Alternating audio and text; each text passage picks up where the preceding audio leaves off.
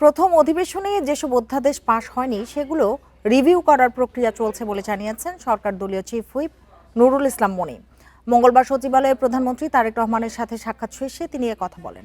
Chief whip বলেন, budget অধিবেশন, নারী সংসদ সদস্যদের যোগ দেওয়া সহ বিভিন্ন বিষয়ে প্রধানমন্ত্রীর সাথে আলোচনা হয়েছে। সংসদে সাউন্ড সিস্টেমের সমস্যার সমাধানে রোববার প্রধানমন্ত্রীকে একটি প্রেজেন্টেশন দেওয়া হবে।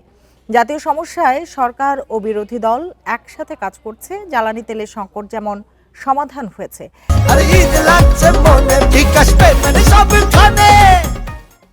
সেভাবেই বিদ্যুতের সমস্যাও সরকার ও বিরোধী দল মিলেই সমাধান করবে বলে আশা প্রকাশ করেন চিফ হুইপ।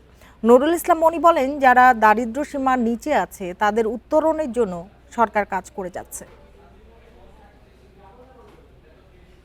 বাজেট সেশনে কি কেমন করে আগাবো সে বিষয় নিয়ে কথা হয়েছে।